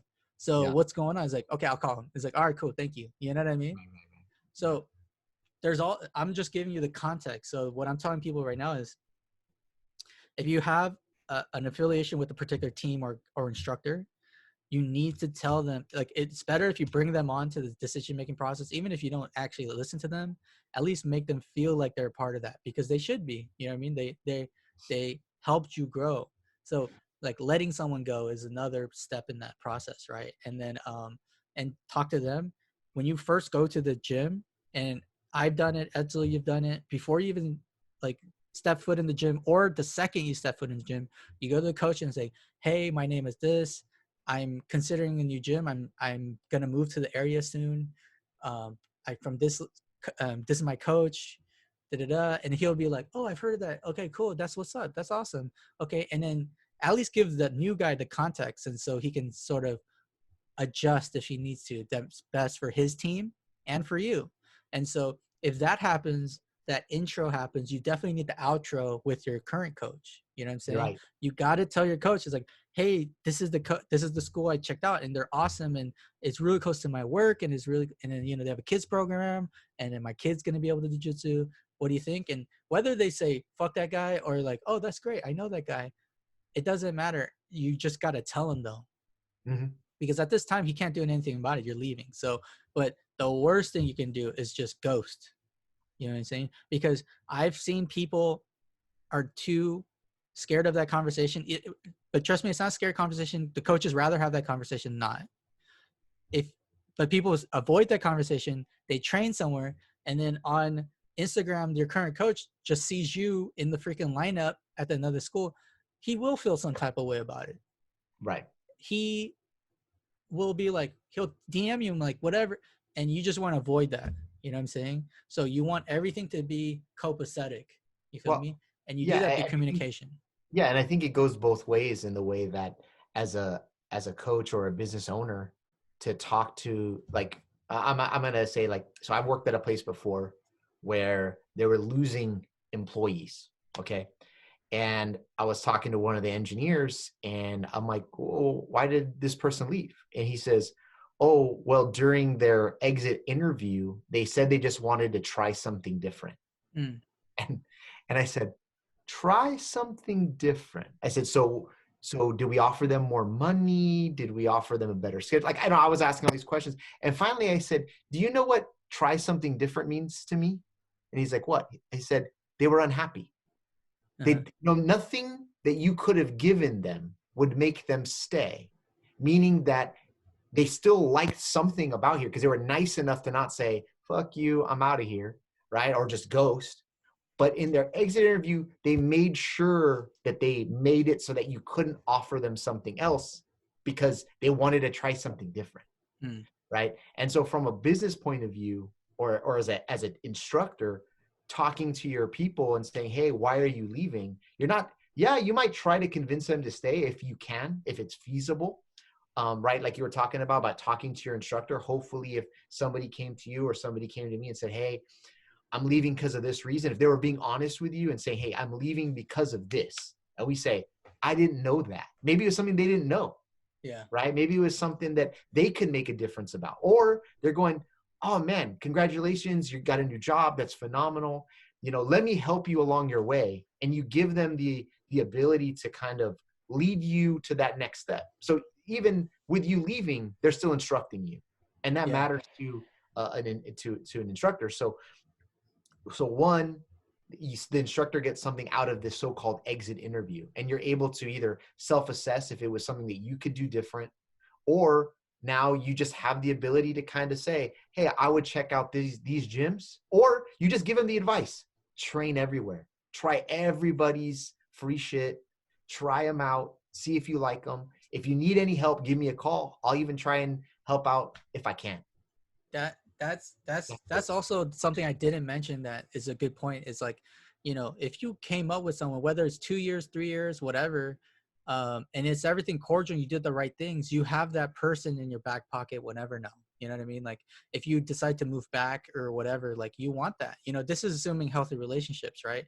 And when you go to Chicago, that new gym, that's now the old gym, you got them now. You know what I mean? Like, this is what's great about the community. This is what when I hear the word community, BJJ community, that's what I think. I think that we're all connected some way. And so you want to do the right things, because the quote unquote right thing, because you have all these benefits that happen after that. You know what I mean? Like, but let's talk about when you have a really toxic environment, and what do you do then when you're going to go somewhere else? Well, I still say, talk to the guy. You know what I mean? Like, be open to having a conversation like that. The coach, you might think he's toxic, but then the coach explains their voodoo magic on you. You know what I mean? Like, this is why I did all these things for you, because I thought that, and did it not help you? I was like, you're right. It did help me. I didn't think of it that way.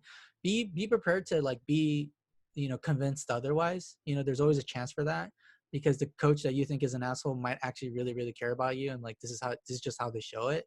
And they didn't have, you didn't give them a chance to explain. I've seen that, you know what I mean? But if they blow the fuck up and be like, man, you're ingrateful. Like, I knew it since day one. Like, you're just here to take stuff and you're not going to put back into the academy. Okay. Feel good about that, because he just confirmed your decision. You know what I'm saying? Right. Like, it's not the religious thing I'm about to bring up, but it's like, I was in the Muslim Student Association in Berkeley, and like, or I wasn't officially in it, or I don't know. I was hanging out with all the homies I was, and then that's essentially it. This is the group. I was like, okay, cool. Like, that's what's up. I even got the sash, you know what I mean? And they taught me that, like, in their religion, if something good happens, you say, oh, give thanks, but if something bad happens, say, oh, give thanks, because, I needed that. Like, I always tell people, like, someone says like, hey, you cool with your girl going out on that trip with that dude? And like, and in my mind, I'm like, why? Because the chance of her cheating is higher. It's like, yeah. It's like, well, if she's going to cheat, she's going to cheat. I'm happy she does it right now rather than later when we got kids or whatever. You know what I'm saying? So there is definitely a positive to just talking about it, because you might be, the upside is, oh my God, they reveal the magic, and then be like, how, and it's like, oh, there was a method to the madness. You know what I mean? Like, I love this gym. See, I didn't want to leave. Now I'm going to stay. Okay, cool. No. Then there's the other side where the guy's like ridiculing you, and you're just, and she was so mean to me, and she just said I didn't do anything or whatever. Well, be super stoked. Now you don't need to look back. You know what I'm saying? Because I'll tell you what, one of the things, even in a toxic gym environment, whether it's from the coach or from the team, you're still going to have the one or the other. Meaning, if the coach is an asshole, but you love the team, when you leave, that team is still, you can still hit them up and be like, you know what I mean? Like, hey, you're in Chicago. Oh, come to my gym. I'll show you around.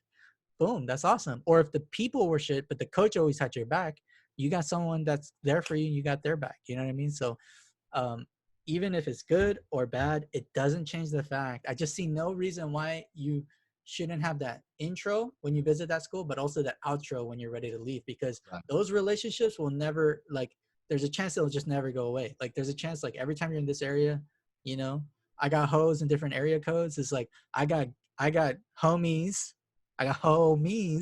in different area codes. You know what I mean? Like, there's a benefit to that. And if you're extending that bridge out to them and they burn it, like, at least you know what's up. When I called my coach, white to brown, and he's just talking shit to me over the phone. He's like, you're ungrateful and all this other shit.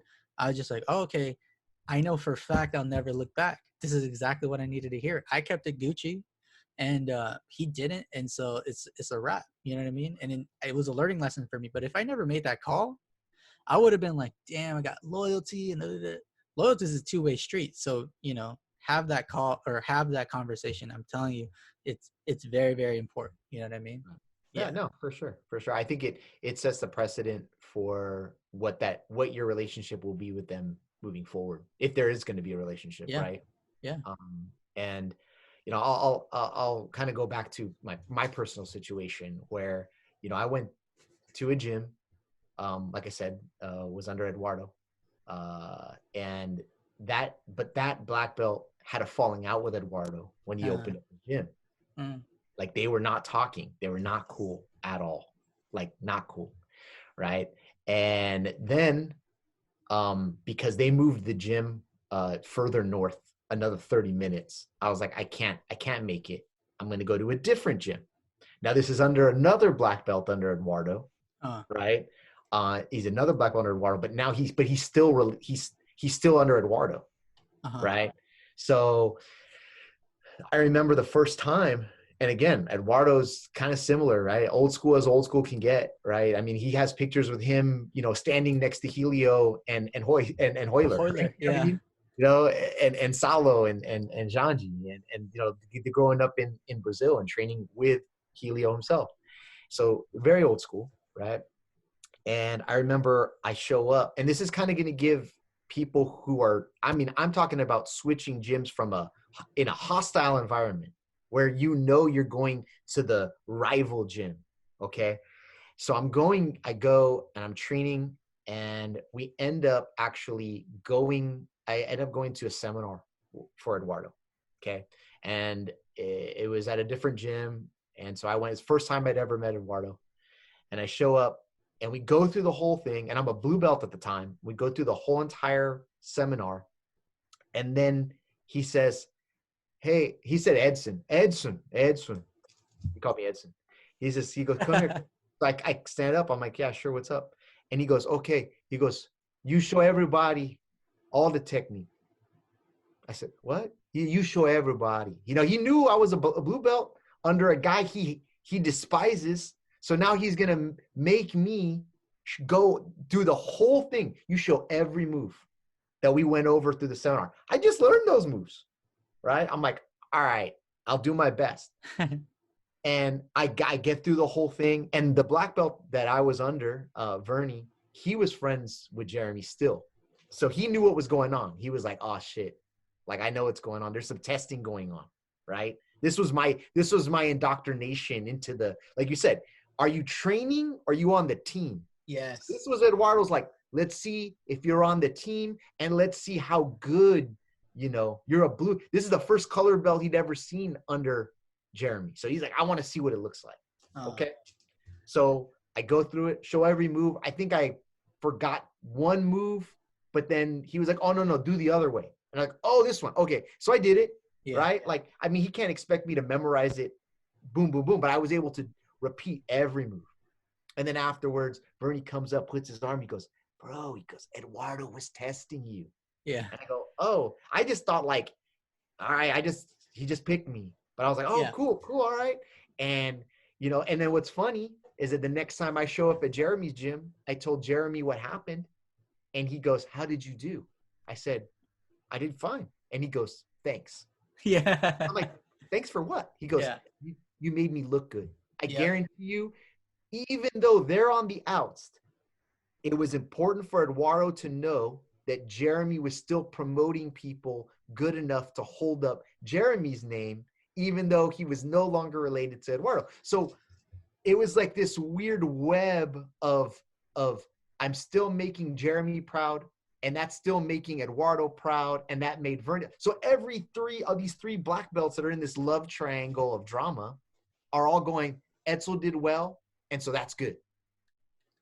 I love that. I love that because look, as much, this is why I have a couple like reactions to that story because it's like, this is why I say teams, I don't care what team you're on. You know what I mean? Like I'm not going to judge you by your team. You know what I mean? And, you shouldn't do me either. Let's judge each other on our merits. You know what I mean? Because what's really important to me is the jiu-jitsu. You know what I mean? And as much as these guys have issues, it's really about the jiu-jitsu. You know what I'm saying? And so that's how it should be. So I fuck with that. And that's reality. I would assume most coaches are going to be the same. They're just like, because then, The second part is this goes back to why I say talk to the people, because, even though you hate that gym, you hate that coach or whatever, your new coach, as much as you tell them you hated that other school, whatever, they don't know that for sure. So they're going to judge you they're going to make a judgment on your coach based on how you're performing. You know what I'm saying? Right. So you still have that connection to them. Even if you don't, the coach will have that connection, right? So this is why they need to know, because, I'll give you a little insight. Like, and Edsel knows this, but like I had a really good friend of mine. He joined my school, but he was training somewhere else. And I asked him, and this is not to flame my student, but it's just like, it's an honest mistake because no one really mentored him like that. You know what I mean? Asked him, the first thing I said, that other school, are you done? He's like, well, the contract's due in like a month. So I'm going to finish out the contract and then, I'll still train here. So I'll do double time for a month, but when it's done, you're the homie. Like we trained together at Berkeley and all that stuff. So it's like, okay, let's make it happen. All right, cool. So you good? He's like, you talk to the guy, right? And I talking to him as a friend because I know he avoids certain things, I was like, you made sure you talked to him, right? And he was like, yeah, I talked to him. I talked to the owner. And I was like, owner, instructor, I don't know if they're the same. I don't know that school. So all right, cool. I mean, you're telling me it worked out. I'm gonna trust you. It worked out. Fast forward like 2 months or so, and I reach out to him. I think his former instructor or something like that. I don't know. Just saw something on IG. I'm like, oh, congrats or whatever. I forget. And he hits me back with like a long ass essay. And I'm like going back, I'm like confused, like, why are you so mad? Like, what is going on? And then he claiming I stole a student, all this stuff. But I go back to my guy and I'm thinking this coach is nuts. You know what I mean? But I go to my guy and then he's just like, oh yeah, I didn't tell him anything. And I pretty much ghosted him, but I told the owner, I'm sure the owner told him. Yeah. And then I was like, man, fuck the owner. He didn't teach you anything. Like, he's not your coach. He's like, you should talk to your coach because you talked to me. And he didn't even talk to me. I talked to him for, you know what I mean? Yeah. And he was just like, oh, no, I guess I should have talked to him. And I was like, yeah, you should. And I was like, you see all this? He blowing me up saying I stole his shit. And I'm like, dude, we're homies. Like, but this could have been avoided if you just had that intro talk and that outro talk. Because right. I became collateral like damage or whatever because it's like he had an issue. He's been having an issue with him, but then now that issue is extended into me now. You know what I'm saying? Right. So like last thing you guys want to do is leave a toxic environment. I'm not saying his situation was toxic because my guy's weird too. So, I love him, but he's weird. But so it's all good. So, but segue to the next bit of this part, which is hypothetically, if you're coming from a toxic environment and you ghosted him, that doesn't just relinquish any type of toxicity. Like, it's going to fuel their toxicity. And guess what? Who gets affected? Yeah, you get affected.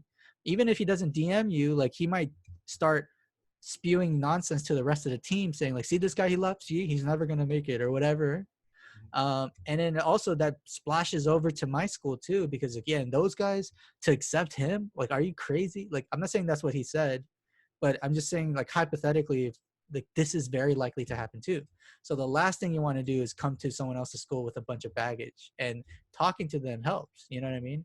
In your situation, is so similar. Like, it didn't end up super bad or anything, no. But your new coach is asking about that old coach, and the old coach is like trying to ask you about, he didn't ask you, but like he asked you to show, which right. is like, a test. And so, but guess what? Edsel obliged, and Edsel communicated, and Edsel performed. And this is what's expected out of students. You know what I mean? Like, I did it.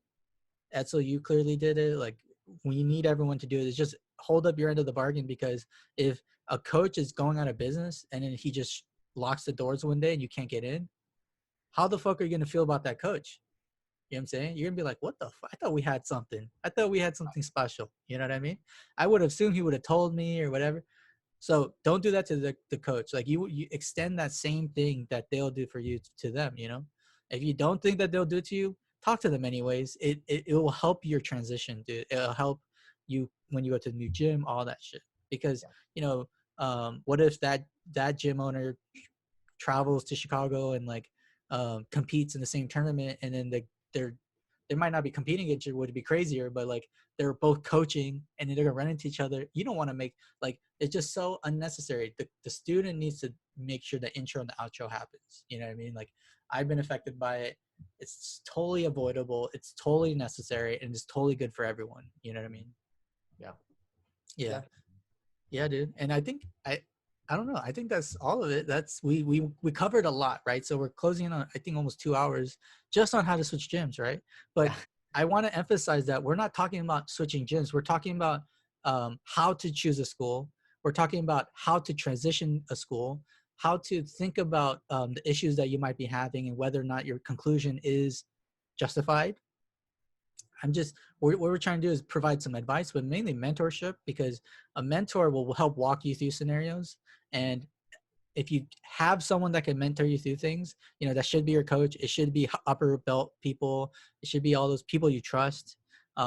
Reach out to them, because you can't really make these really big decisions like leaving the gym for a year and a half thinking that you hate the gym when you don't hate the gym. You just hated certain things about the gym. You know what I'm saying? So yeah, we talked about so many things. So it's not black and white. You know, your coach is your coach. You know, they are on a certain pedestal. They're higher ranked than you. They've seen that. They've done that, and that does deserve respect. And there is a role to be played, but don't put them on a pedestal like that. You know what I mean? Like, yeah, they can be on a, like, maybe they're on a pedestal, but they're not, you know, they're not someone that you can't question or you shouldn't question. Like, let them tell you shouldn't question them, but ask the question, because if you never asked, you never knew that you could have had countless hours of conversations that helped you as a person, that helped you in jiu-jitsu, helped them as a person, helped them in their jiu-jitsu. Like, it's all about communicating, realizing there's more than you being involved in this decision.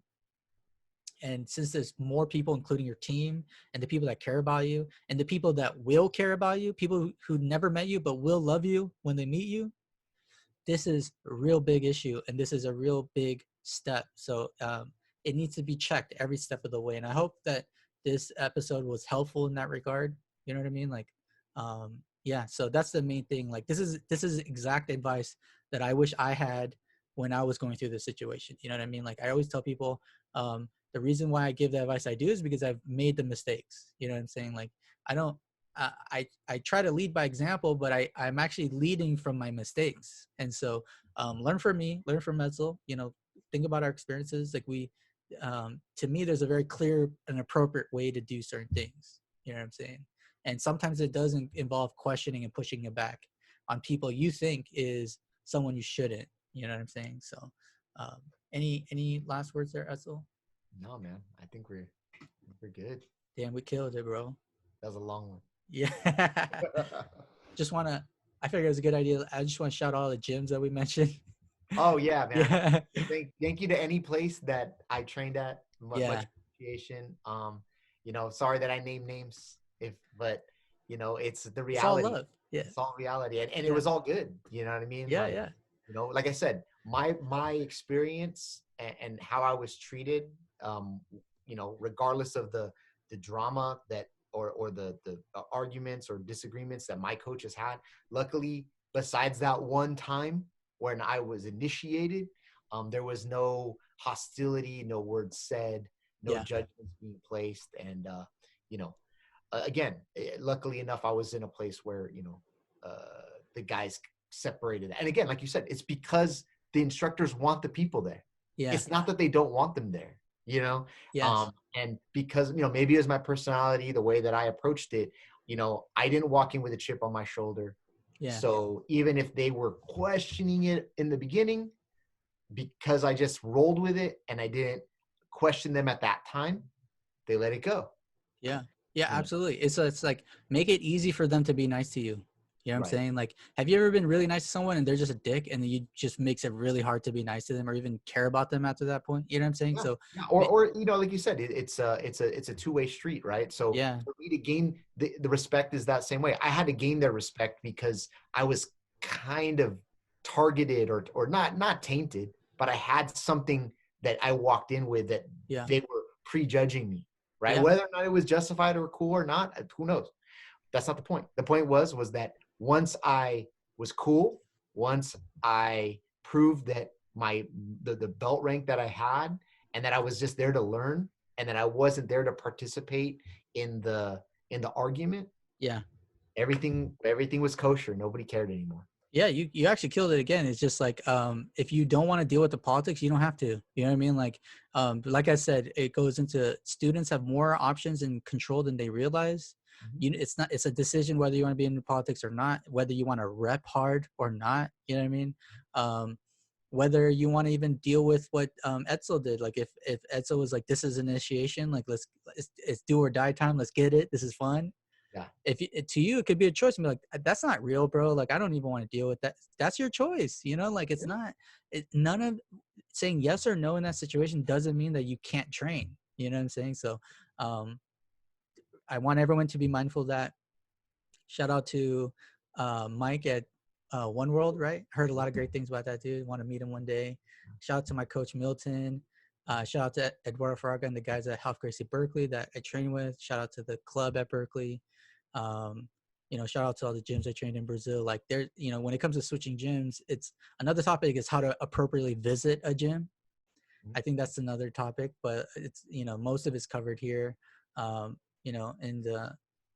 out to Baem Jiu Jitsu. You feel me? Anyone's in Fremont, let me know. For sure. Yeah, and I'm not encouraging people to switch gyms. Like, don't get it twisted. I'm just, if you need to do it, this is how you should think about doing it. You know what I mean? The reality is, every time I've left a gym, like when I think about Carlson Gracie or Andre Alamau, and when I think about Carlson Gracie South Bay, like I still feel like I'm part of their squad there. You know what I mean? There's people, I don't know everyone, you know what I mean? But there's a few people I really am close to, and I'm not officially part of the team, but the coach just makes me feel like I'm part of the team. So there's mad love there. Mad love with Lana Stay in Los Altos with Alex and Milton. Happy birthday to Milton Bastos. His birthday was yesterday, dude. It's crazy. And just mad love for them for what they've done. And just, mad love to Edsel. Like when he came in, he did it the right way. He did it the right way. He asked me all the right questions, offered the correct way to offer, like, hey, like, I just want to train, like, no way. Love that shit, right? So there is a right way and a wrong way to do it, and the wrong way hurts. You can do it the wrong way, and then you might not think it's the wrong way, but I'm strictly looking at it from the perspective of what is there to gain and what is there to lose. You know what I'm saying?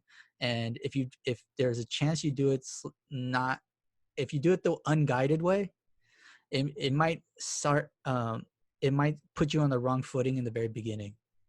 Yeah. Or you could have built something amazing and just burned a bridge without you even knowing it. Okay. And we don't want that, because jiu-jitsu community is small. So everyone knows each other. So just keep that in mind. You know what I mean? Like, it's better to be one of the good guys, one of the good girls, than someone who's just like, man, fuck that guy. You know what I'm saying? So that's the main thing. This is hopefully everyone enjoyed this episode. Thank you, Edsel. You know what I mean? Thanks, brother. I didn't think we can get to 2 hours on this idea, but we went. So you feel me? It's just what happens. Yeah. For sure. All right. Thank you guys, and on to the next one. See ya. Hey guys, hope you enjoyed this episode. If you have any subject requests or just want to chat, feel free to reach out to Denney or I via DM through the Instagram handle @FromTheDojo Podcast, or via email at daniel@FromTheDojo.com, or Denney, that's DENNEY @FromTheDojo.com. Looking forward to hearing from you.